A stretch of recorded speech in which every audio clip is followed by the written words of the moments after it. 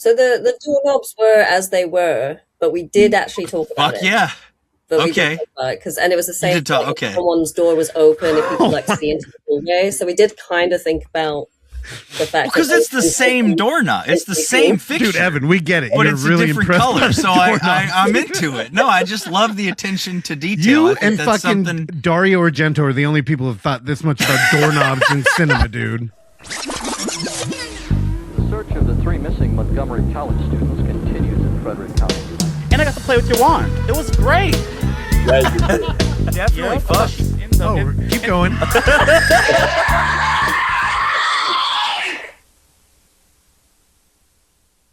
Hey everybody, welcome Dan to Footage Foreplay. How you doing?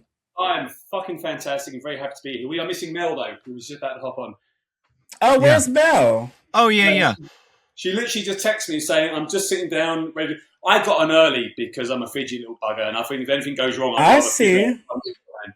Oh, I love the energy. Well, she could pop up in here when she pop up in here. But let's talk about your toys back there, because you got all kinds of shit. I want to see.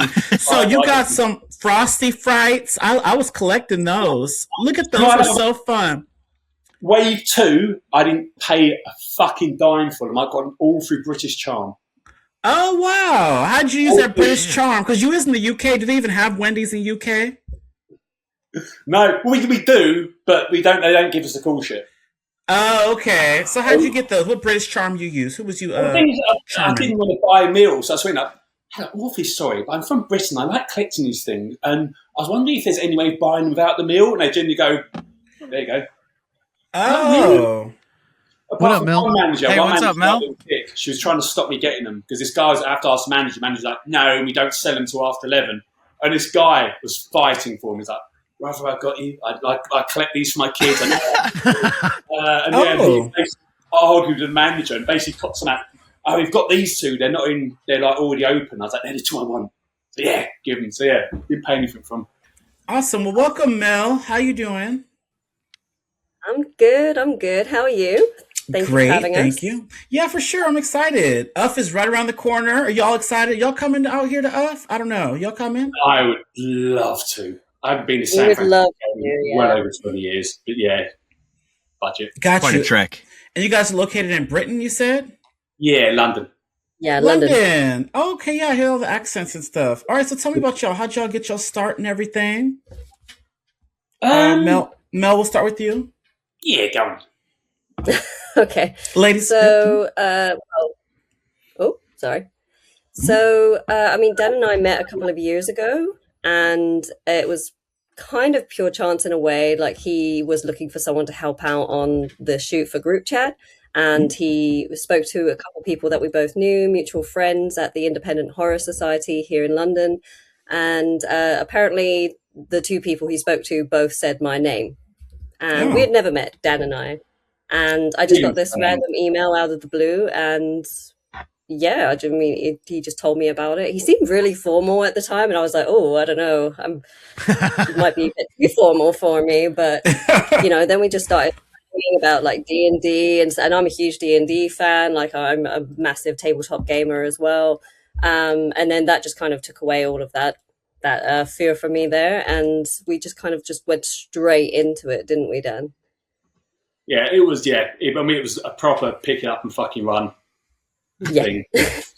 I've been working on it for ages, and I just wanted to get it off the ground. And Mel and I just gelled and worked together so well that there was just like, and I think it was. I wanted to get shot by a certain time. Then Mel had another shoot, so we kind of. I think was it 3 months since we got together, and then I think it was. So that's 3 months. It's pretty quick, wasn't it? Yeah, because it was January that you reached out, January of 2024. Am I getting that right? Oh, time is blending now. Time is fucked up. We're in 26 at the moment, so... No, yeah. So, yeah, it was 2024, January 2024. And then, then we shot in April 2024. So okay. We kind of started everything in February because I was busy with another shoot in January. Okay, nice. All right, what about you, Dan? Where'd you get your start, like on filmmaking and stuff? Is this your first feature, or what is that? Oh no, I've been doing this fucking unsuccessfully for years. Oh, damn. Okay. So I started off with a friend of mine phoned me up and said, I'm doing a short film, do you want to help? And I've always loved film, but film was that magical thing that other people did. Like, I had no idea how to break in, don't knew about anything about it. And I was like, okay, right, cool. So what do? My friend makes films. I'll phone her up. And I said, right, I'm making a film, short film. What do I need? She went, right, the first thing, do they have lights? And I said, of course they've got lights. They live in a house. And she was like, okay. So anyway, so you can imagine that was a bit of a shit show. But the person's house we recorded it in was a porn director. And she said... A porn director? What'd you say? Yeah, Damn, dude, they shot this thing at Bonnie Blue's house. But, sorry. But she said... My thing is glitching. Who's glitching? Me. No, I thought maybe it's me. I'm listening. Sorry. No, you glitched. Evan was pulling up his screen, so it just reshuffles I bet that's everything. what it was. Yeah. Yeah. Oh, okay. But yeah, she said, I don't know what it is about you, but there's something you should stick with this. And so I just made a load of shorts, feature-length anthology, a couple of horror films, like feature films, one of which actually got on Shudder, which was called The Tombs. And it was such a bullshit experience, I actually gave up. And I was like, okay, I'm done with film, bollocks to this. It's really? What happened? I have some absolutely wonderful people in my life, Mm-hmm. and one of them was a guy called Stuart Brennan who runs Stronghold Studios. And during the pandemic, he phoned me up and said, "Do you know what, Dan? I was thinking the other day, I'm sick of working with arseholes, and I want to work with someone who's actually got heart, passion, and wants to do this for the right reasons." And I was chatting to someone, and I went, "Do you know who's been screwed over more than anyone in the film industry? It's Dan Brownlie. So I want to work with him." And he kind of reignited the thing. And then I thought, right, I wanted to do a film. And I looked at my filmography. And the last thing I was actually really proud of was a short film I did, which in hindsight was actually about the breakdown of my relationship at the time. So I needed something personal. And when my dad passed, I was in a situation where I wasn't really allowed to grieve him properly. So I had all that inside me. So I went, right, that's the basics. And then just poured myself into this script, and in it went politics and everything else. That was one of my questions, was actually the father thing, and was how much of the story and that sets up Groupchat was like from your real experience. So that's wild to hear that it was like just a pretty real thing that you spun into. This film. Have you watched it all? Oh yeah. Okay, the story Dean tells at the beginning, right? That's true. That's what I'm saying. Okay, so the whole story of everything that happened with his dad is just your real story. Yeah, see, I love that. I think that anytime you kind of inject, I don't know, your real feelings and your your life into stuff, it just, I don't know, it gives it a kind of special angle that you can't write that stuff usually that feels that way. It's real, So much.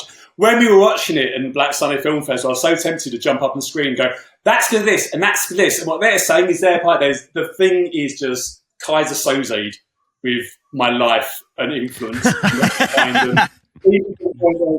We have this thing I do this thing every year called Zombie Christmas, where generally between Halloween and Christmas, I get my friends around, we dress up like zombies, have Christmas dinner, and get pissed.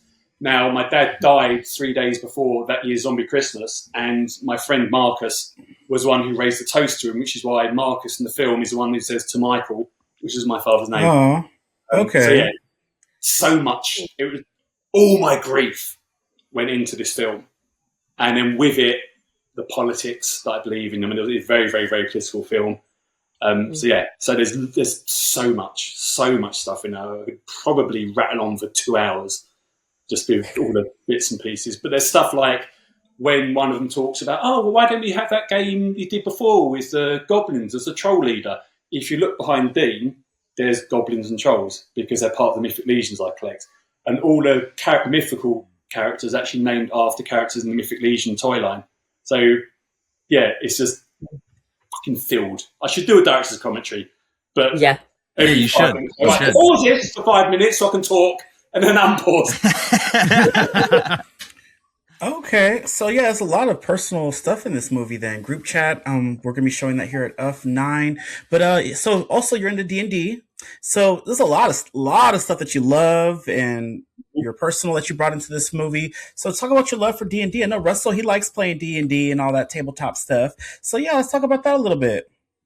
I mean, I haven't played D&D for years. I love it and I love tabletop games. The trouble is, everyone went through a stage of going, we're a bit too old, it's a bit too nerdy. And I was like, you're too old? Russell, you play.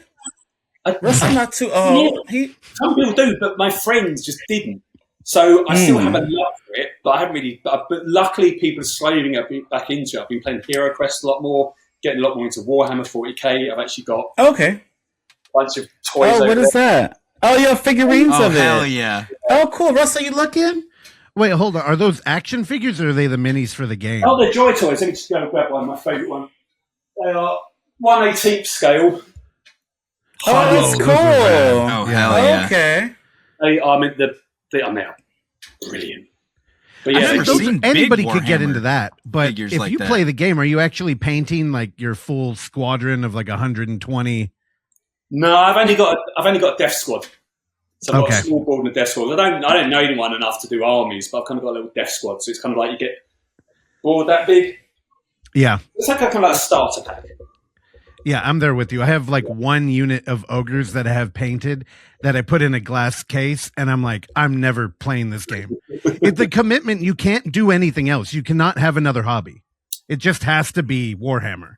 Yeah.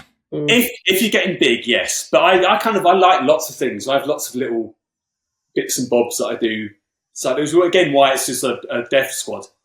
Because I couldn't do the army. It would just Which Which flavor of Warhammer do you prefer? The sci-fi or the fantasy?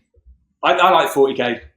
I do too. I like the sci-fi 40K. also. What is Warhammer? Is that like is that a D&D game? Or is it? I'm not familiar. I'm so sorry. Dan, go ahead. For people who don't know, too. Okay, Warhammer is more tabletop action figure based, I think is the best way to put it. Yeah. Where you've got certain figures, they have different, and it's more army based. So you've got like 10, 20, 30, 40, 50, and the point is you go to war with other people, where D&D is more oral, and it's a more adventure based. I've got this group, you've got that group, we just fucking hammer and fight. And then Warhammer 40k is just basically the same sort of creatures and stuff, but it's all futuristic. So instead of zombies, you get the Plague Marines, who are these guys. Got it. God's Nurgle, who's my favourite, because he's essentially a gross zombie plague demon. Instead of knights, you have Space Marines. Instead of werewolves, you have the Space Wolves, because they're humans who have hybrid wolf in them. So everything's kind of translated into a futuristic setting, which I find absolutely fascinating. And which I love too, and Terrell would like significantly less, I think.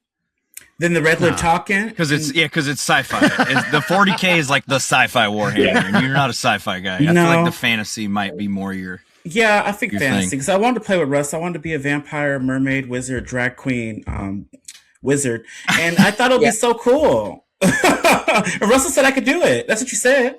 Yeah. How do you walk? Just quick. How do you go down a runway if you have a fin and no feet? It's fantasy. We can make it up. You know, is it an underwater runway? I could be in the water. Yep, it's great. Also, if you're a wizard, you just create an area of water around you. There you go. There you go. Just fucking hover. I want to be powerful. Yeah. I want to bring people back to life. Period. I want to be OP. Anyways, so group chat. You have a group of people coming together in this Screenlife film, which I love Screenlife. Are you a huge fan of Screenlife films? Is that where that came from? Oh, I absolutely fucking love them. I love found footage because I think people have cottoned on to it recently, but I've been saying for years, found footage was the first horror. Because if you think about Dracula and Frankenstein, that was found footage for the day. It was all done epistolary fiction. Yeah. Told into a book. So the original horror is found footage, but now technology and society has got to a point where we can actually re-embrace it in the same way the books did. Diaries are just us videoing each other. That's what they are. So it's always loved found footage, even from the word dart. I think it's brilliant. It's so I also really like haunts, like the Halloween experiences. It's anything that immerses you. And I think as much as I love more traditionally cinematic horror films, you are just idly watching. But when you're doing found footage, you are literally put in someone's POV. Yeah. And it's that connection to actually what's going on, I think is really effective and really fun. No, sorry, 100%. Yeah, I was just about to ask Mel, what's your relationship with found footage? Do you have that same kind of love for it, or is it because there's a lot of people who don't fuck with it, who are like, hard against it. Definitely love it. I definitely probably don't love it as much as Dan loves it. But I've been watching found footage. I've been watching horror in general my entire life. So I was brought up on that stuff. Watching my brothers play like Silent Hill when I was like 3 years old, and from there. And super sad about the latest installment of the movies, but oh, girl, me too. That Return to Silent Hill. Put it back. I'm a fan. Put it all the way back. Horrendous. I still got to see it. I didn't think they could get worse than the sequels they made before. But the first one was tight too. I liked Roger Avery's and Christoph Gans's the first one they did. Yeah, but I didn't like the sequel either. No, like the first one was, I thought it was such a good way to actually honor the game, and it was just so like brilliantly cinematically done. Like, and they did their own thing, right? I hate when a video game movie just is like, oh, well, here's the game story, let's just do that. Yeah, why would you not just play the fucking game if you want to have that story? Well, hold on. Now, and let me interject here. I think the new movie, and part of the reason why I like it, is it made me look back and reevaluate what I want from a video game movie. I mean, I remember in high school going to see Resident Evil and being like infuriated. Just like, what the fuck? And their vision of the story sucked, not because they did something original. No, because, I mean, they even talk about they wanted to create something that would give fans a, like, respect to the game, but something new to root for. Like, all the twists you already know because you played the game. But I realized I just wanted to watch the game in, like, a cinematic way. And with the new Silent Hill, I appreciate how, like, our lead is picking up pipes everywhere and hitting monsters. And not because it's, like, practical, but just because it's, like, an artifact of the game. So there's like a dialogue here, and it doesn't really work. Like, I'm not even denying cinematically the movie is a fucking mess and it's weird. It feels kind of like a Japanese soap opera, like overly melodramatic at times and strange. But it made me think about, like, well, what would have made me completely happy? And, when we got Groupchat, just a little context on where I'm coming from. Like, we started a found footage fest, right? So we love that. But also, I've been playing a regular D&D game for over 15 years, and that's like once a week. We're on, on a day, Saturday usually, we would just get together and play. And just the way my brain works, if we're not in a campaign that we can like nurture and kind of like cultivate, then it's kind of like a waste of time for me. Like, if a lot of people couldn't make it, it'd be like, oh, should we play like a board game, like Talisman? And I'm just like, dude, come on. Like, I don't want to just sit there and be like, have to learn new rules. I'm like, I'd like to contribute to this collaborative story. So when we got Groupchat, I think Oksana heard about it and reached out and was like, please submit this movie. Am I wrong, Dan? I think she did. I think that's right. Yeah. Some actually asked to submit it. So I immediately, it's like, holy shit, what is this movie going to be? Because it could, like, you've kind of hit the Venn diagram of two of my favorite things here. And and then you lead with the poster, and you said that's a tattoo. Did you get the tattoo after the poster art, or did you have the tattoo first? That was after if I could actually get to my phone, I could show you the original design. The original design was actually just the dice. Okay. The poster artist is, Graham Humphreys? The name is familiar. Okay. Nightmare on Elm Street 1 poster. Okay, yeah. Yeah. Him. Evil Dead. I'm sorry, Uncle Frank. He's going to kill me for not knowing that immediately. Well, I knew, yeah. I've been a fan of his since I first fucking saw his artwork. And I've been blessed enough to actually that's the one. And he's a friend of mine now. Wow. He was, before we were friends, my dream was to have a poster done by him. So I basically, there I am. Yes. Oh, that's shit. So I basically, the original poster was just a die, and that's actually a glow in the dark dice I got, and I got some fake blood and I dripped it on it, and I was kind of mocking up designs, and one of them was with a zombie head on, and I just gave him the designs, and he went, this will do. So that is from his picture. So it's his picture first. That is actually his artwork. Yeah. You know, again, a little context. I had to apologize to Uncle Frank, also a fellow Brit who's done all of our poster art, I think, for the past like 5 years for UF. And Ilan Sheedy, we'd sit on the phone and talk about artists all the time. And I know I'm talking out of turn here, but he has this whole thing where he thinks the Terrifier movie franchise has been hurt by allowing so much poster art. And he would always talk about Graham kind of being the memory seated in you when you think of Nightmare on Elm Street, because those posters are so unique. Yeah. And they're all made by him, and they all have a uniform. And he's like, dude, you can control kind of like a vibe of a film by just keeping it limited. Where listen, I may get shit for this, but the posters for those movies are better than the movies. Like, okay, yeah. The posters are incredible, but you're an idiot. Are you talking about the Elm Street movies? Yeah, Terrell, don't. He's done. We know. So hold on. So back to the art that you had done.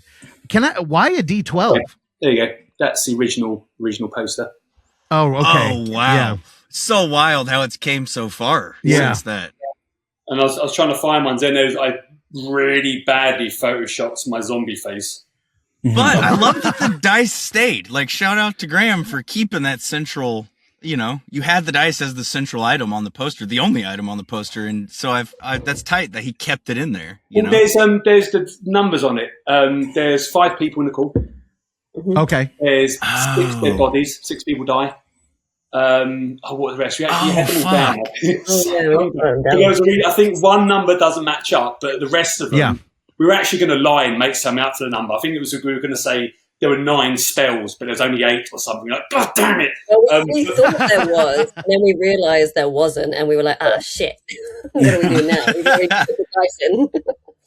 No, Dan, it's like immediately, like, you know, one of the things about tabletop games is D&D kind of dominates that zeitgeist, right? Like everybody thinks of, like when we tell people we're playing a tabletop game, we say Dungeons and Dragons, even though we're playing Adventure or Conquer a King. It just saves the, you know, the conversation. The explanation. Yeah. So looking at that die, that the first thing was, D12. Like, that's cool. And then the numbers are wrong. So yeah, and like even the 9 and the 6 don't have the line indicating under them. So there was clearly like thought in here. So why the D12? It was the most recognizable dice. Yeah. You know, when I think of D&D, I think of D12s. It's the ones that had the most, that I've seen the most. It looked most iconic. Wait, really? Yeah. Nor it's always a D20 for people. Yeah, we did talk about this, and obviously the D20 and like the ones that I have, obviously you've got the symbol for 20. But again, there was no really any connection. Yeah. It just didn't feel right. And when Dan said 12, I was like, you know what? If that's how you're feeling, then. And again, it kind of like that is a nice image. If that was a 20, there'd be so many, and also the numbers have connections to what happens in the film. So it's a simplified. Hey, that caught my eye immediately, and I'm like, oh fuck yeah. We not to give up too much of something that may actually come out, but me and the lead programmer over here, Sam Pierce, had been working on a found footage tabletop game, and we picked out a D12 to use in our kind of like breakdown of the system, just because like D12s, D4s, like they don't get a lot of love. So immediately we're like, well, let's get to roll these dice more. So like I saw that and I was just like, fuck yeah, we're dealing with the right people. It's so interesting how the number of sides of the die comes in so often, like in terms of like tabletop game design. Cause we used to play back in high school. I worked for a guy, I did like an IT internship throughout high school for a guy named Blake Mobley, who designed a tabletop game called Metascape back in the 90s that they used to sell. A company called Game Lords, I think was their company. Good name. It used it was like a sci-fi, like space opera kind of, you know, D&D sort of game. And they used a D16 like, doubling die for their like primary dice. So it's just interesting to think about like how the number of sides on it comes into play in terms of the game design and the sort of levels of the roll. You know what I mean? So it's, well, you understand why, right?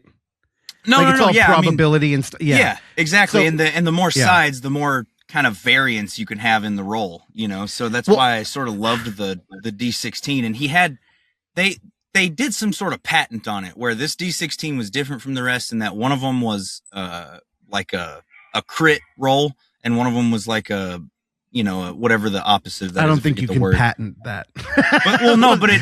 I'm not talking about like the number. Like they had a different symbol on it. They had a different symbol on the die for the crit roll and for the whatever the other. It was an E. Yeah. What's the fucking word that I'm trying to think of? Critical fail. It's like for the good one. For the good one.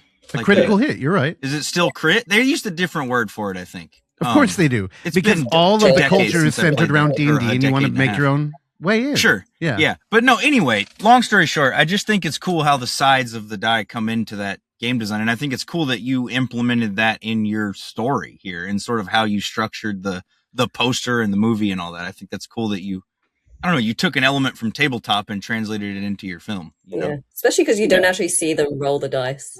Yeah. Right. That's the fun. Right. There's not a single roll in the entire movie, I don't think. They had them. We all had, like, they roll. I have pouches. But you don't see it.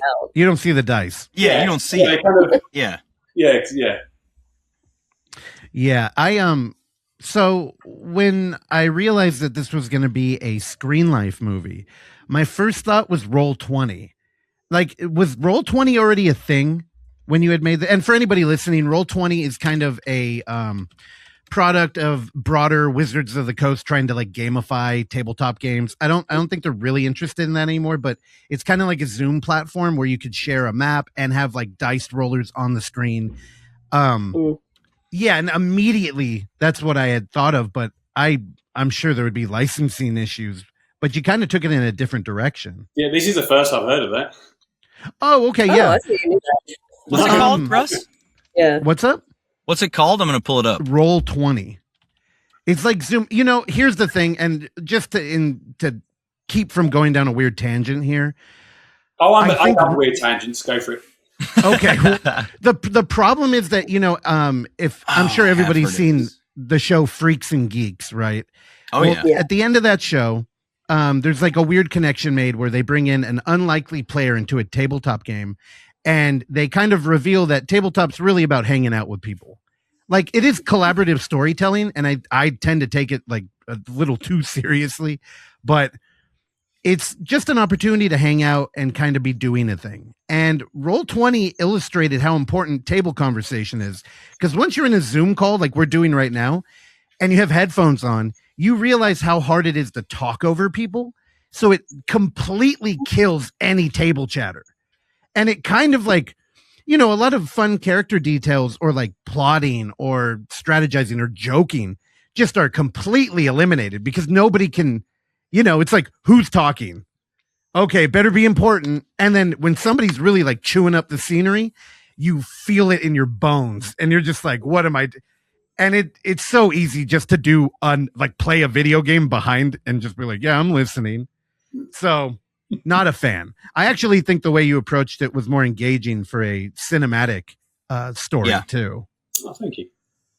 Yeah. So since you didn't even know about Roll20, did you have any kind of base to like write the story from? Like, were you looking at like podcasts or anything as like how people would play online? No, I mean, my biggest influence behind this cinematically was the film Host. Okay, yeah. I think is just a absolutely fucking perfect. I mean, actually, my pitch for this was Host meets Dungeons and Dragons. Okay, love it. Yep. That's right. And then because I tried to explain it to someone, and they were going, I went, Host meets Dungeons and Dragons. And they went, oh my fucking god, yes, that'll work. And I was like, there we go. When you said that, I thought, what was the trajectory for the pitch on this? Because that has to be like such an easy to sell pitch. Like, it's two incredibly popular, good things. Like, you had to have people did you have people throwing money at you for this idea, or what was the pitch like path like? It wasn't, no one was throwing money at us. It was, it was a private investor who just liked it and went, yeah, right. Yeah. We'll gamble. We'll give you a bit of money. A bit of money came from myself as well.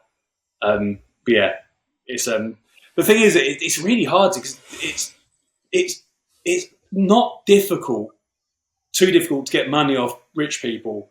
It's finding the fuckers. That's difficult. Right. Yeah, like, we hear it. Everyone who has their pot, no one's telling anyone. And I don't fucking blame them either. Because I was like, oh, how'd you get the film funded? And they go, private investor. That's code for. I ain't fucking telling you because I want their money from next one. I don't want you. Right, exactly. Yeah. Money, so Well, it just sounds like when you say it out loud, host meets D&D, it sounds like a no-brainer. It feels like, why the fuck wouldn't I give this guy all the money he needs to make this thing? Well, I mean, there were some people we know who run production studios who were kind of like, it's not really our sort of thing. And I was like, oh man, and they even explained how to do it. So right, we're going to do it 3 days so we can really keep the budget down. We're going to do like 30-minute takes. You get theatrical actors. And they're like, oh no. I said, look, those fuckers are on stage for an hour without a break. You telling me they can't do 30 minutes? Sitting down, talking to camera. So it was quite difficult. I mean, hopefully Groupchat gets out and big enough that the next one it becomes easier. But yeah, but it was easy in the fact that we got lucky, essentially. But it wasn't easy to find a finance at all. It's easy for people to get it, but also with Stranger Things making D&D more into the public awareness. People like, but then it's Screenlife. People don't really know Screenlife that well. Even dude, the pitch deck path in general is so fucking crazy because, like, if you like the Stranger Things pitch deck, for example, is out there on the internet, and when you look at it, it's like it's cool, but it's like it's nothing groundbreaking. It's fucking the way the pitch deck is assembled is pretty straightforward, So it's wild how some things get bites and some don't. And it's like, I don't know. I don't think there's any, like I had a client recently, I do a lot of pitch decks for like commissions and stuff. And I had a client recently ask like, is this how pitch decks are? And it's like, there's no fucking recipe. There's like no rules. You never know what somebody's going to like or what. I think you should just do whatever suits the movie best, So yeah, it is wild to think about though, how something like Stranger Things, whereas people use that as like a model pitch deck, but in my opinion, it's fine. It's who you know. It's like I went deep into Host because I originally went by the surface level of what I'd heard about Host, which is they shot it through thing on Zoom, and I was saying to Mel, we'll just record it all over Zoom from Zoom, and Mel's just like, no, no, exactly. No, they didn't, Dan. So then I went really deep into Host and reached out how they actually did it. And yes, it's amazing. Yes, it's still a perfect film. But I didn't realise quite how much resources every single household had. And I was a bit like, oh, okay, this is going to be slightly trickier than I thought. But one of the things I found out, how they got it funded, they chatted to Shudder because they'd done this film, that film, blah, blah, blah. So they had that into Shudder, which is great because they obviously worked hard enough to get there. But that's the thing about funding. It's having those in. So the guys who did Stranger Things had worked their way out enough to have a position where they could then go, how about this? And we would go, fucking hey, sweet. But on our level, we're kind of low enough that everyone's still like scrabbling around trying to find the connections to get the people to... Yeah, it's things outside of the pitch deck that contribute to it, right? Like with the Stranger Things guys, like you said, it's their past body of work and the things that have gotten notoriety. And like with the Host people, they had done Salt and Dawn of the Deaf, the two different writers, so it's like two high profile shorts. Yeah. So that definitely makes it easier. So I think, I feel, at least from an outside perspective, hopeful in terms of your future pitching with Groupchat, because I think the movie, I don't know, it comes together and it's like you could make a movie about these personal things and about D&D and easily make it very like, I don't know, evergreen kind of in the way you approach it. And I don't think you do that with this movie. It feels like your story, So I think that bodes well. I don't know for the future of pitching. One of my theories is that do you know what? I don't like to get too political. I don't like to say stuff because I'd like to go back to America at some point. But I watched Trump on TV and I was like, sorry. Levels of swearing. I swear like a sailor. So you're fine. Go for it. A lot, which got a lot of when it played in the US. So I'm trying to. So I saw Trump on TV and was like, "How's this cunt get to live?" And that magnificent man of mine died. How's that fucking fair? And that's kind of what brought it out. Dean's obviously got a lot of awful political opinions, which I do not share. But the emphasis was, "Fuck! If I could get my dad back, would I?" Now I wouldn't. But it's also him being such an arsehole means that he would do these horrible things. But it's the whole Pet Sematary vibe of you can't. Because he did get his dad back. That's what makes your movie so relatable. I think even people who don't play D&D will find that angle to relate to of you know, having somebody in your life who was so important to you and so monumental and who you loved so much that you would do almost anything to have them back, you know? So I think that's your fucking draw, you know, like the D&D thing is going to get the D&D people in, but I feel like what's going to keep anybody who watches it is that like emotional angle, you know? All right. Because we can all relate to here. that. Let me But jump go in ahead, here. Russ. I'm rambling. Mel, Dan, just for a little bit of context, Evan also has a movie showing at the Unnamed Footage Festival that is deeply personal. In fact, I've spent hours arguing with him, like trying to get him to build a defense that is not just a documentary. So a lot of what he's saying, I feel like is boasting his own defense. No, here, it's just that's the shit I like, and you know that. From 100 and something episodes of podcasting with me, is that's the movies I like, is the ones who like you feel somebody's soul in this shit. You know, it's like they really put their self out there, and I really connect with those kind of movies more. You know what's really quite fun is this. Depending how spoilery we're allowed to go. What do you mean? Just I would say warn people before you do it, so they can tune out. I'm going to go into little facts. It's going to be slightly spoileries. Okay. So, spoiler alert, anyone who hasn't seen it, pause it, watch it at the festival and listen later. But the zombie at the end was originally meant to have false teeth. And the thing when at the beginning when he puts all the things down, there's actually false teeth. Because I've actually got my dad's false teeth. Because when my nan died, he thought it was hilarious to give me my nan's false teeth as a joke. So I said, when you die, I'm fucking getting your false teeth. And then when I was at a horror festival... Where do you keep those? You put it like in a case? Well, funny enough. Good question, Terrell. Well, I gotta ask. They're my collective case, which if it was close to me, I'd go grab them, but it's in the other room. But okay. I was going to a horror film festival, and I learned the Chatterer was there. Oh, from Hellraiser. Cenobite. I got the Chatterer to sign my dad's false teeth. Incredible. Oh my God. I've got the video of it. He was in tears. You can see his face. Someone videoed it, and you can see his face going, what the fuck is going on about?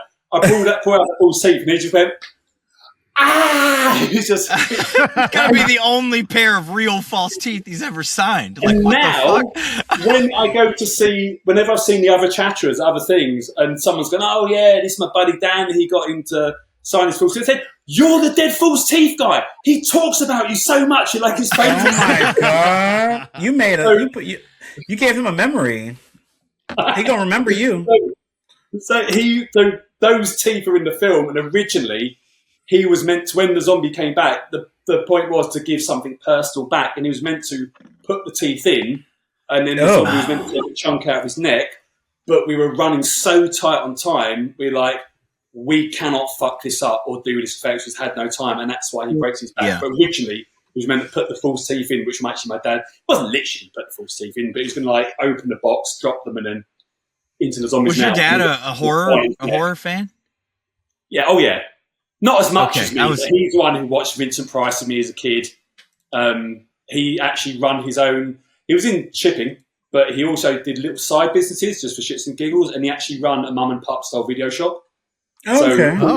Rad. Classics. We just had much like this, which is why I like this layout so much, because I grew up having those of VHS. And there were also non-horrors, but Ghoulies, The Blob, Alligator. They're all there on the shelf. So I kind of grew up around horror because of him. And also another thing is D&D was also a massive inspiration to me in horror. It was that in Star Wars, and it's because I like creatures and I like monsters. And when I was very, very little, it was all D&D and Star Wars. And as I got a bit older, it got horror monsters. So yeah, so there's lots of... So again, D&D leads back to this because it's kind of what got me into horror in the first place. Okay. So, Dan, this is an incredibly personal movie. Mm-hmm. And it feels like you're almost like, was it cathartic to finish it? Do you know, I actually cried several times. And the first reading, because when I first, what I do when I do the script, I give it out to friends and family, and they go blah blah blah blah blah, and then once I get all the nice notes back from friends and family, I go more and more professional. And it was interesting how when the friends and family went, oh my fucking God, I don't know how you managed to write this.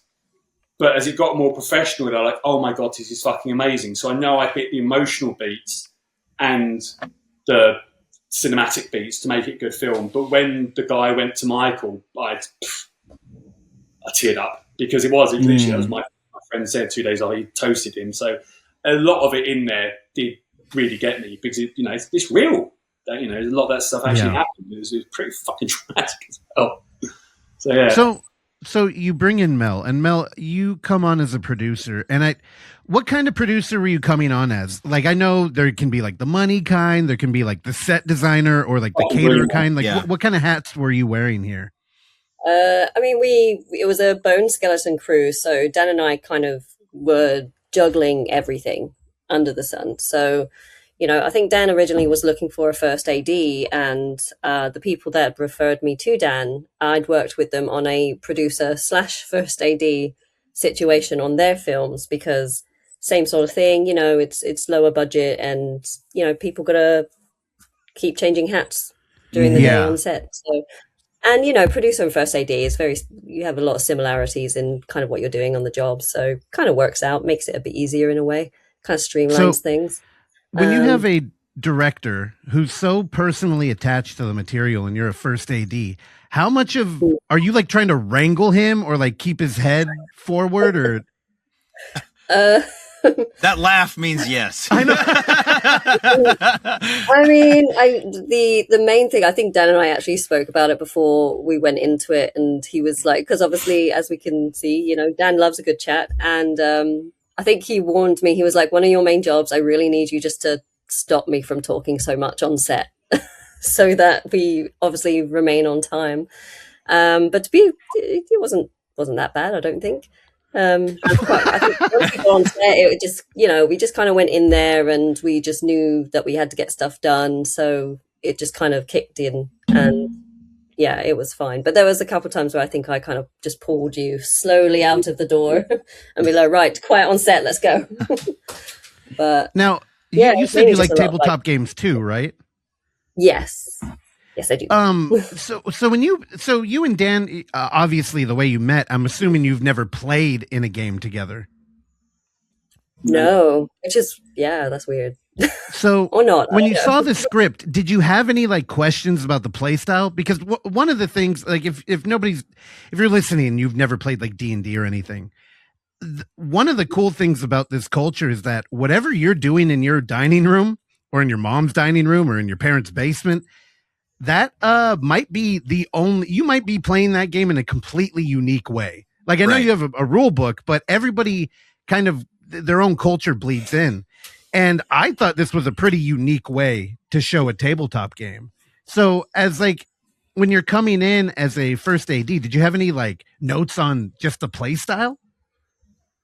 I mean, not really. And usually I'm quite picky about those things because we did kind of talk about it as well, didn't we? Especially when I think Marcus, Toby, who plays Marcus, he brought it up as well. He said there's not a lot of like dice rolling and something. And I was like, yeah, we did talk about it before in pre-production, and I was like, yeah, there's not really a lot of rolling, and that's kind of my favorite thing to do in D&D. I just want to roll some dice. Me too, girl. I like to roll dice.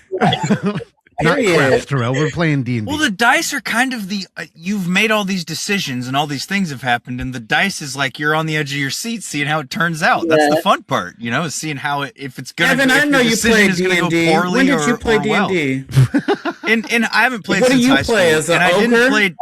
Well, no, that's the thing is I didn't play D&D. I played Metascape, which was a sci-fi. Yeah, duh, they had a patent game. For a die, dude. Is that on a computer?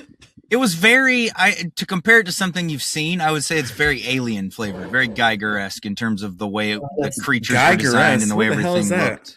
That's the art upon which most or all of Alien was based on. Yeah. That's a name. Oh my God. So how was this cast? Are these friends of y'all's? Are these people y'all found? How are y'all on set with this cast, this group of friends? Oh, casting was so much fun. We have such a great story about Dean's.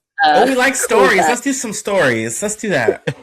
We have to say it. We're allowed to say it, can't we? So I'm so sad we don't have a recording of it. First bit about how we did the casting process is once you got the people down, what I did is I wrote down the film's events because it's blah blah blah blah blah blah blah. We can't get someone 3 pages of dialogue where they're going to say possibly 5 lines. So for each character, I wrote the film's events from that character's point of view. Yeah. So if Dean lived through the entire film, what was his point of view from it? If Marcus lived through the entire film, what was his point of view of all the events? So the way like an inner monologue. Okay. Kind of like a monologue. In character for a page. And then Mel, do you want to carry on with Marcel's? Yeah, so I skipped to like the fun bit, but yeah, the casting process was quite daunting. It was actually quite long in a way. We got a lot of people because we actually listed on 2 different sites, and like every other day we would just like sift through, and we were just like, oh wow, we've got a lot more people lining up for this than potentially we thought of, which is great. But then it just meant we just had so many more to go through, and we just had such a short period of time to do this in. But we eventually like dwindled it down. There was a couple of people we had to kind of sit back, take a breather, and be like, okay, what do we really think? Because we were like, oh, I really want this person, and then we were like, okay, maybe they're not quite right for these reasons. So we were just trying to make sure we were doing the right thing with the right people, and just making sure we were very communicative with everyone who actually applied and auditioned as well. Because I believe you should do that. I know it's really hard for people to do, especially when there's so many, but we were just trying to tell everyone whether they had the audition or didn't. Yeah. But then when we did get to it, and we got the call back with Marcel, who plays Dean. So obviously he did his monologue. He sent it to us. It was great. He was just so believable and was like, yes, I've met one of those people. And in the callback, we went through the scene with him. And then as the scene finishes, we're about to go like, right, that was great. He goes, oh my God, I'm sorry, I've got to go. And then he just leaves. Oh, and got sirens. Just before that, though, we were like hearing sirens behind. You could see like the lights going off in his window and everything. And obviously you don't think they're related. But then when he comes back, he basically tells us that the police were at his door for his like housemate or someone. And he was sitting there being like, I'm so mortified. I'm so sorry. And we thought it was a bit. Oh, really? He was trying to get that role. So you got it ready, mate. Don't worry. We didn't know what was going on.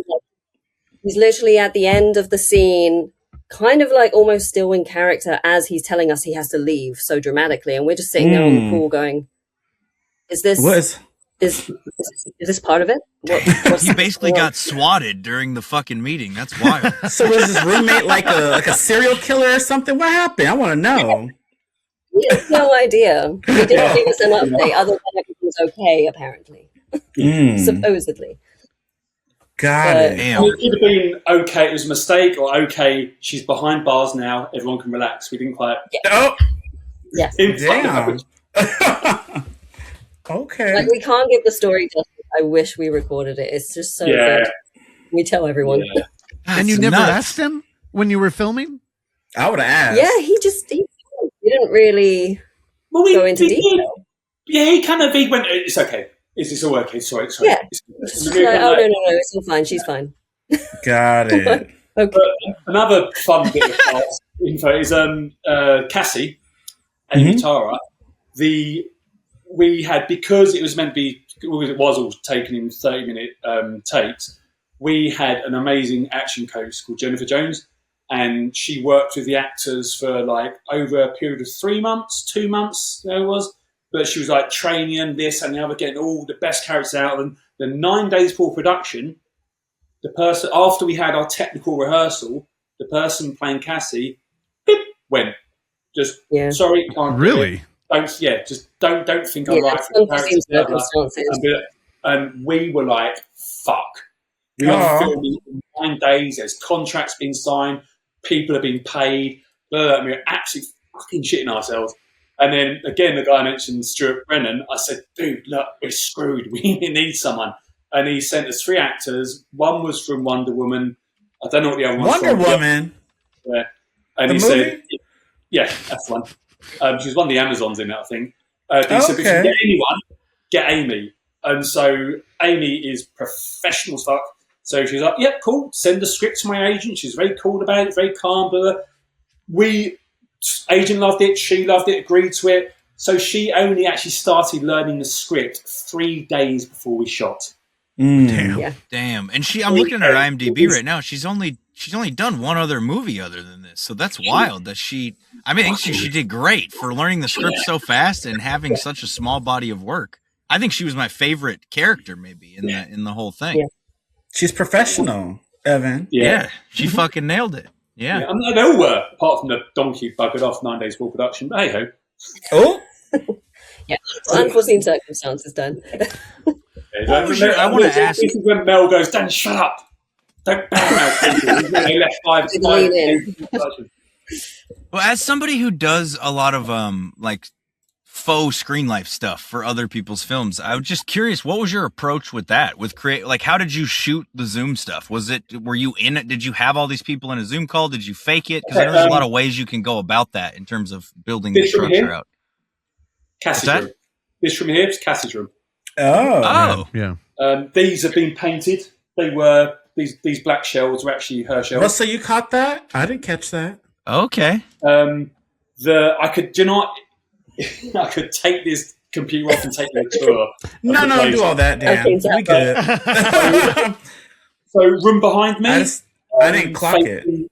That way was Laurie. Facing that way was Marcus. Then the room directly above me was okay. Bing. So you did it in your house. So it was all in one place. That's what I was curious about. You did a good job. The doorknobs. I always look at that shit, and you did a good job of hiding it. Yeah. The last three people, the guy with long hair who was meant to be playing me, the character Dan, he was in James' room. Yeah. So the back, that was him room. Camera just turned like that. Okay. Kenzie, the redhead lady, she was in Dean's room with the camera turned like that. And the ginger guy was in the same room as Marcus, but he didn't have a green screen behind him. So we literally, okay. Like, just literally turn the camera up because we didn't have any turner. The set was still there. Yeah, right. So just turn the camera down and decorate that. You did a great job of making them all look like they're in different places. Like it feels like they're all in their own homes and stuff. And so that's because like our buddy David Dawson, he has a movie showing at this year's festival. Shout out. His last film, Leech, he did the same thing where the main character of the film is primarily talking to the other character through Zoom calls, but they're in the same home. Like one's in the basement, one's up top. So I was curious if it was like, the same place or if you built this all out. Cause I think it's interesting to hear that because there's so many different ways. I mean, you could build it all entirely fake, right? You could make it all up, have everybody shoot everything on their phone. So it's just cool to see what route people take in terms of capturing the authenticity. We did have Zoom.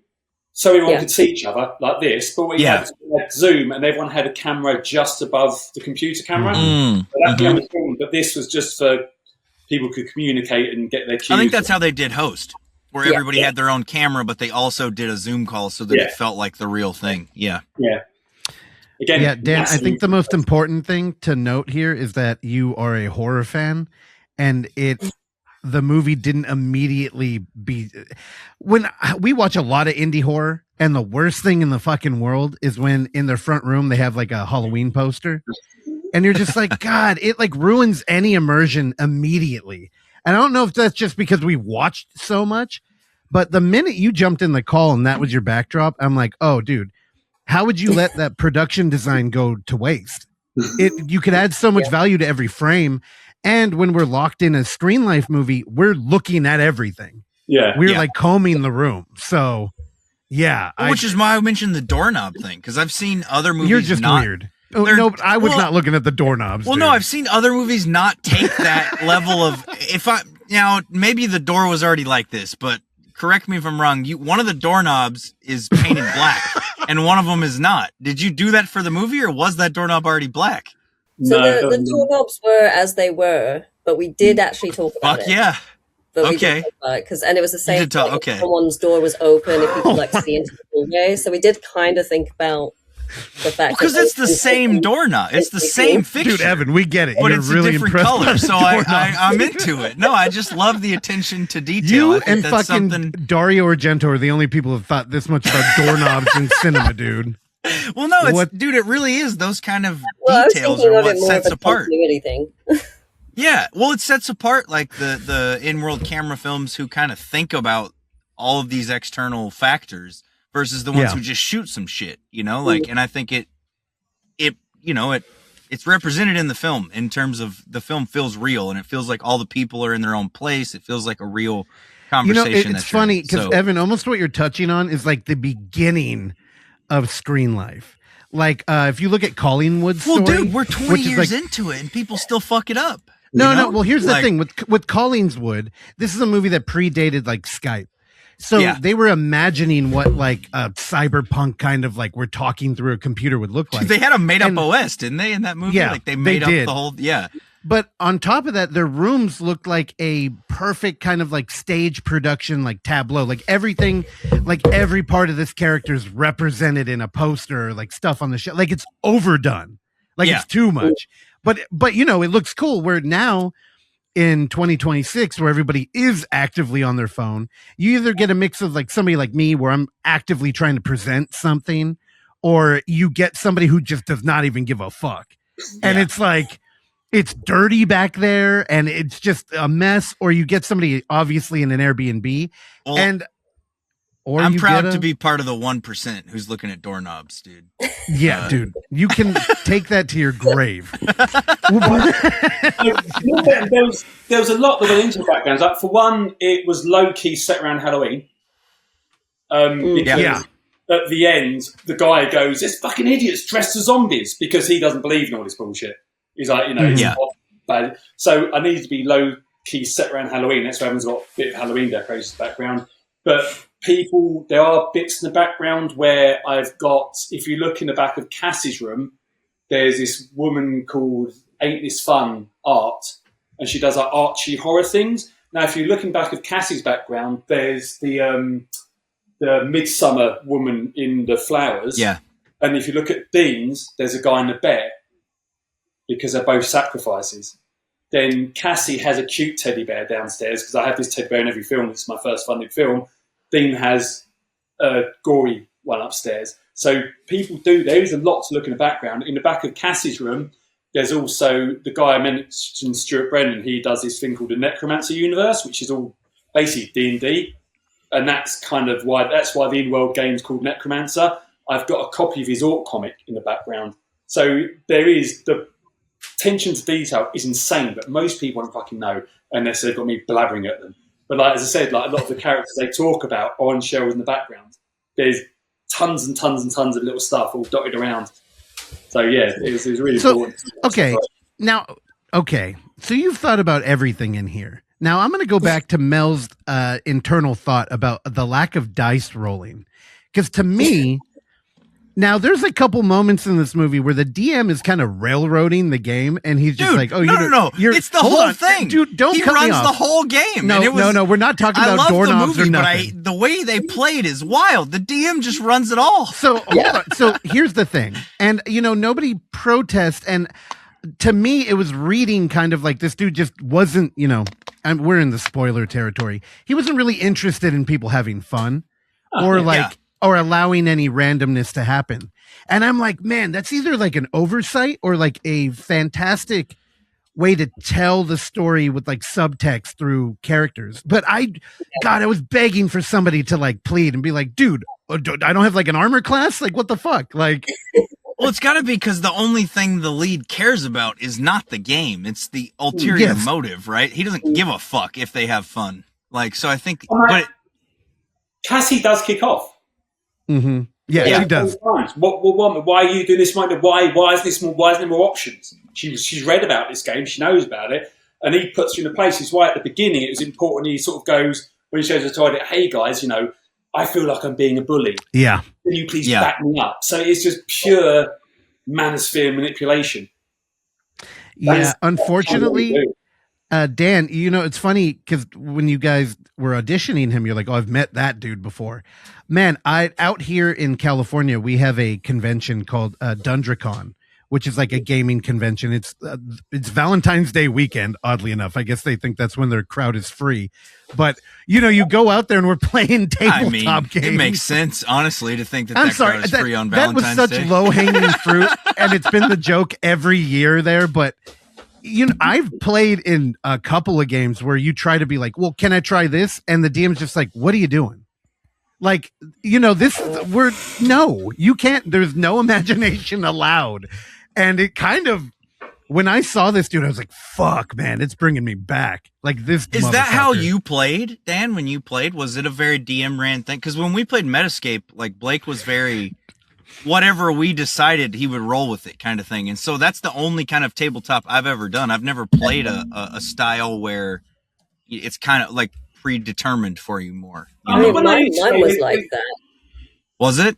Yeah, okay. My partner used to be the DM quite a lot, and he would have like different scenarios in case of we wanted to do certain things. Right. So he would try to figure out what we could potentially want to do, and then he would like swerve the story around a little bit. Yeah. But we would he would get you there. He would get you where he wanted you without you realizing he was manipulating where you were going, right? Shit.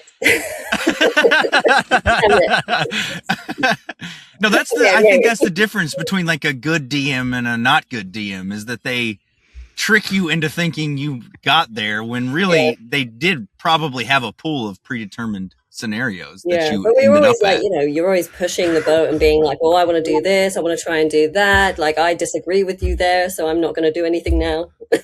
Right. And also, what the fuck is so funny to you right now? I want to know. You know what? Calm down. Dude, pull up a picture of a doorknob. Calm down. You need to go to a safe spot. Here's the thing. You keep fucking... It's like, are you running a commercial for Metascape? I've never heard of this damn game. I know we've talked about it before. So I looked it up. Okay? And so... People hate it, honestly, for what it's worth. Here's Metascape, right? Here's the art. It looks like some Baxa shit. If you play tabletop games, you know what? Look at what is going on here, dude. 90s, bro. I mean, come on. What do you want from them? Like, I mean, it checks out. That's a Draken in the back, by the way, for context. Excuse me? The lizard guy in the back there, that's a Draken. They're like an alligator humanoid species. I swear and then the Calamora in the front, the super ripped, very much inspired by Samoan culture,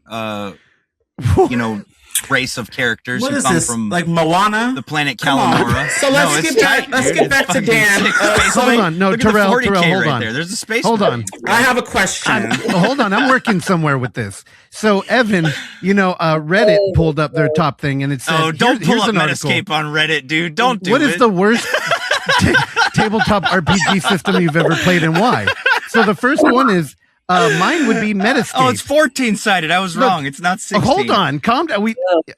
So the first complaint is that it uses a custom copyrighted it does. 14-sided die. So he shits you not, by the way. Okay, Terrell, go ahead. I wanted to... He's not lying.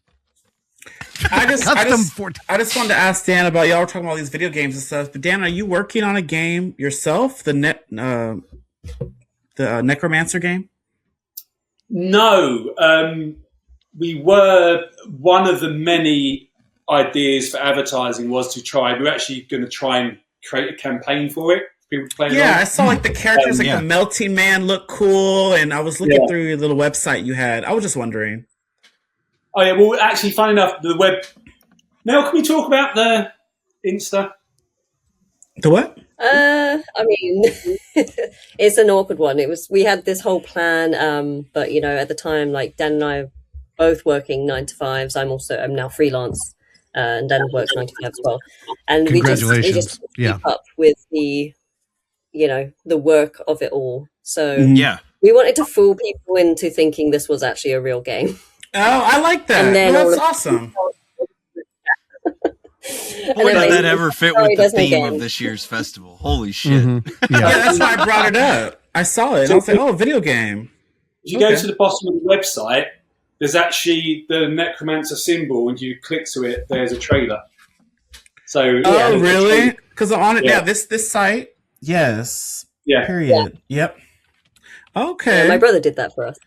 Oh, he did. You got the Oh. Melty Man, the Bone Whisperer, Hollow Husk. You got all these characters. Because what we The did, wailing- we had an Instagram page, and the Instagram page was, we started following a bunch of D&D. So again, it was so much work, because also post-production was very, very challenging, and we just completely ran out of time. But we had a page for the Necromancer game where we put up Necromancer stuff. We also created a private page for K72, who's, you've seen the film, you know who he is. And whenever the Necromancer page said anything positive about witches, I'd go onto the K72 page and spam it, slagging them off. So we were trying to create sort of its own little reality, but we just we just didn't have the time to. Got it. And everything else just got too much. So you kind of just sits there as a. We might try and do something. Yeah. Okay. Evan, can you pull up that website? What's the website? I was trying to find it. What's the URL? Oh. Or do you remember? Hold on. It's necromancersaga.com. Oh, Necromancer Saga, there we go. Yeah. Perfect. Because when it got when we got it up for why am I blanking on names? No, help me before we lose our favours with everyone who Rumorg. We kind of wanted to give them something to put up there to help us with the immersion. So so all those characters are things from the film. Yeah. Okay. That little symbol there, that's a symbol at the bottom. That was to the trailer. So if people were like looking through it, they would actually figure out. There we go. This isn't a game; it's a movie. Okay. Oh, that's the rad. characters. Yep. That makes sense. That's a really cool marketing avenue. I think the fact that you didn't follow all the way through with it still works as is. I do. You know, Mm-hmm. like you didn't have to finish it. Like it works as it is. So no, that's cool. Because one thing we were going to try and do is we were going to try and contact like D&D style game podcasts as well and go like, do you want to hear about it? Because it's still one of our plans. Yeah, that'd be cool. I'm glad you brought that up, Turo. So what's next? So what's next for group chat? Are we gonna get some physical media? Because for fans like myself who likes to hold an actual movie, or what are you guys doing? What are you guys' long term plans for group chat? Terrell wants it and wants it signed. Period. So, I want a D12. I'd love to make some die actually. I'd love. Well, one of our ideas, we were actually trying to get some bloody dice from promo material. But it ended up like £10 a dice, and I was like, no. You could move it. That's your money. You know the thing is, the tabletop community, they want to buy shit like their material, but there isn't a lot to buy, so that's why we end up with hundreds of dice. And every time a peripheral, Dead by Daylight, Jack in the Box out here put out dice, and they sold out in under a minute. Oh wow! I'm not joking. If you did movie themed dice, dude, you just charge a lot. I guarantee you they'll go. Sweet. Okay. Well, we'll be doing that about it. Yeah, and let us know about it because I want to be able to get some. Yeah. We are in talks with a couple of places. The plan is hopefully to get a physical release, but also because the thing is that when it comes to streaming now. The whole point of my thought process behind group chat is I hate it when found footage films break reality, especially Screenlife films break reality. It's the only thing I don't like about Unfriended is at the very end it breaks reality. So I wanted everything to remain in reality. So part of the pacing of the film was to add adverts. So, it gets to a certain point. But the only trouble with streaming is you can't have adverts in the film.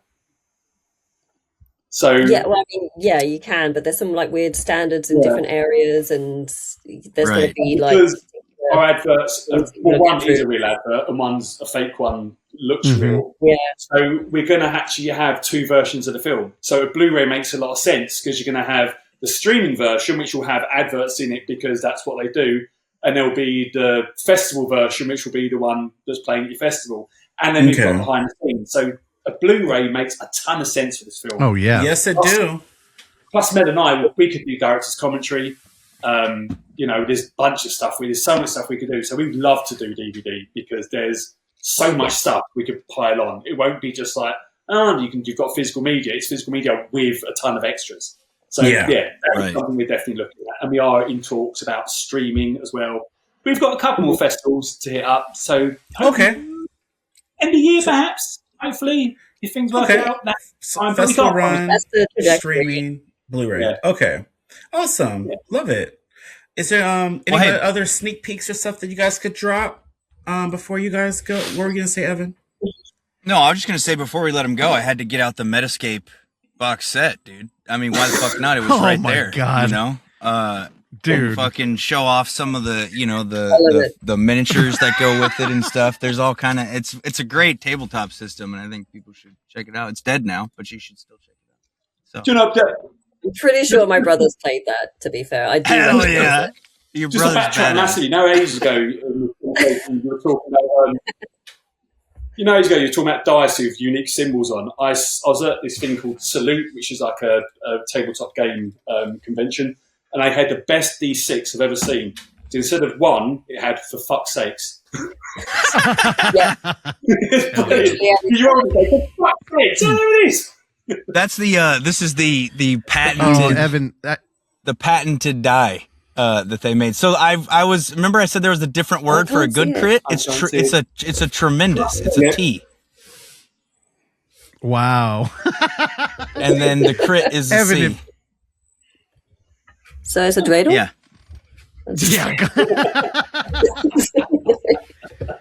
Dude, Evan, anyway, if you want to make some money, you might be able to offload that to our DM.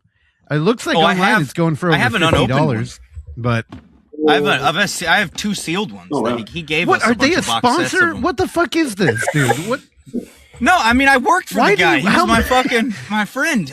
He made the game, and he had all these box sets from back in the day still at his house, and he gave us all like 3 or 4 of them. And I still have 2 that are not even open. You don't have fucking sealed insulation in your room, but you have 8 meta quest skate. I don't. Hey, there's insulation. Oh my god! Also, you can literally see the insulation back there. What do you mean? Terrell, there's no drywall. Terrell, before you leave, I have to correct myself. It was Arby's that did it, and apparently they've done 3 runs of them, and the first article online is, but they're already sold out. So hey, they have the beef and if you needed more proof, dude, if Arby can unload some sets of dice, Groupchat is this a totally lost reference on? Do they have Arby's in the UK, or is this just a weird fucking thing we're talking about? We've been to America enough. We know what Arby's. Okay. Yeah. I used to live in America as well. There's no tie-in. I don't know why they did that. I have no idea why they put it out, but they moved them quick. They don't get it because Arby's. Okay, nice. Alrighty. Well, yeah, why don't you guys plug what if you guys have anything else y'all working on, where we can follow you to get more updates, plug all your stuff away, both of y'all. We have something which I cannot actually say what it is, but I promise you it is the most original found footage film idea in the world. We've done a teaser trailer. Hell yeah. Which is called Untitled Found Footage Movie, because you can't say the title because it's the way the film's about. But it is genuinely 100% original, never done before. And we're just finishing up the teaser for that, but we'll be putting that into festivals hopefully towards the end of this year. But it's a teaser trailer for the feature we want to make. And that is the fucking mind. It's just bonkers brilliant, absolutely brilliant. Apart from that, we have got partial funding. We're looking for full funding for another in-world camera film. Which can we say the name of it, Mel? Yeah, that was fine. It's called Dinner Date, and the pitch would be the strangers with social media. Oh, okay. Hell yeah! Again, very much like Groupchat, in it's very, very. There's a lot of personal stuff in there. It's very, very political. Yeah, a lot more phonetic because it's in world camera. It's a lot gorier, so it's kind of leveled up. It's a bit more action involved. But that's another. I'm really, really pleased with the way that one's turned out so far, the script. So that should hopefully be penciled in shooting March next year. Sounds sick. So you're booking Make sure you hit us up when it's done. Yeah. Oh, we've got also doing vertical horrors for Echo Cell Collective. Rad. Oh, yeah. Yeah. It's amazing, guys, because it's not just a short film. You've kind of got to get a feature film and squidge it into 10 minutes. So you kind of have the same arc as a feature, but literally just go... I was actually shooting that here, but one actor was in Liverpool, which is North UK, and then the rest of them were over America. Like one was in LA, one was in Vegas, one was in Kansas. So it's a really interesting project because I'm directing sitting from home in London, but I'm directing people in America. So that should be coming out relatively soon. That's a nice little short one. So yeah, there's plenty of stuff going on. I mean, if you want to follow Mel and I on our relative Instagrams, you can see everything we're up to. But yeah, we're very busy. But we just found. I mean, Mel says she doesn't like found footage as much as me, but I believe I'm showing her the way because she's like, "Okay, this is good." You're making her a fan. I've always been a fan. I just not as obsessed, just not as big a one as you. Like I grew up on all of it myself. And one thing that I love about the projects that we've done, so obviously Groupchat's come out. Like the next one that we're having in Dinner Date, again, it's still like found footage and it's still in-world camera, but it's so different. And that's kind of the beauty of it, is that you can have completely different scenarios and different narratives and crazy different things going on. That it's not always what people think, where it's just the Blair Witch Project of just people running around in a forest. There's so much more to it than that. And that's what I love about these 3 projects that we're doing now, from Groupchat, this social horror, to Dinner Date, which is way gorier, is probably the horror that people are expecting to see when they go into a horror. And then the 3rd secret movie, which is just going to be so insanely different that you would never even think it would be found footage. You would never. It would be. That's the thing I find quite interesting about found footage, because for years horror fans have been battling for horror to be recognised as an actual genre, and now it is. Now the horror people are going, well, all found footage is people running around with a camera. And it's like, oh my god. Let's not start another battle. Come on, let's just all band together. Yeah. And that's the thing. Found footage is why I love this festival so much. Why I was over the fucking moon when I found out we're into it. It's like a festival who's just got it. There's a whole festival gone, yes, this genre needs its own festival. And yeah, it's such an amazing genre. I think it's the best one out there. It's so immersive and so intuitive. It just breaks down barriers like normal films can't. It just puts you right in the POV. I think it's and it's still underrated, and it's got a fucking festival, and still people, I don't think at large give it the credit found footage deserves, because it is truly an immersive, amazing way of storytelling, and it's only getting more relevant. Yeah, exactly. Year. We've talked about at the festival like before that with this new generation, Gen Z, everything they watch is POV. It's from a cell phone. It's from a computer screen. They don't have the same hang-ups, I think, that audiences had with it, in 1999 when the Blair Witch Project dropped. So I think there's more of a natural, I think we'll only see it become more and more prevalent, in terms of films. So. Yeah, so Dan, I want you to remember everything you just said and put that in a review for the Film Fest on Film Freeway. We need it. Absolutely 5 stars. All right, well, Mel, with the new movies, are you strictly behind the camera now, or are you going to get in front for any of these? Me? Yeah, are you going to act? Or are you done with that? We're looking at it, yeah. You don't sound too excited. That's a no. So reluctant. That was a no. She was like, hell nah. She trying to make it nice. We got it. I clocked. I'm trying to be a bit smart. But all the fact is we're putting together a pitch back, and we're putting together actors we'd like. But the thing about found footage, especially this found footage, is we don't just need camera people. We need actors who can work cameras, because cinematic stuff, the camera's got to be smooth, you've got a frame, got this. But found footage where someone's controlling the camera, every camera's got to have a personality. Every camera's got to be the person holding it, not just a cameraman. So we are actually debating Mel taking one of the roles of the camera people, because she's a bloody good actor and there's a very good acting background, also can operate a camera. So I think Mel could... But I trust myself over some random person. If someone drops that camera I could understand why, but I would feel safer just holding it myself. Got it. So, Well, if I love she's not that. in front of the camera, we need somebody behind it keeping Dan in check. So we know I'll you're be going to doing all be. of it. Yeah, I'm there we doing go. Running both. the whole Call show. them A and B. Yeah. All right, man. Well, I love y'all. Thank you for hanging out. Yeah. I'm done, Terrell. So Yeah. yeah. All right. Well, I hope we get to meet you guys hopefully at a future festival with all these movies y'all putting out. Maybe y'all can come visit us here in the Bay. That'll be great. I want to. Yeah, So that'd bad. be great. Get some pictures and all that good stuff. But yeah. So y'all have anything else y'all want to plug or anything?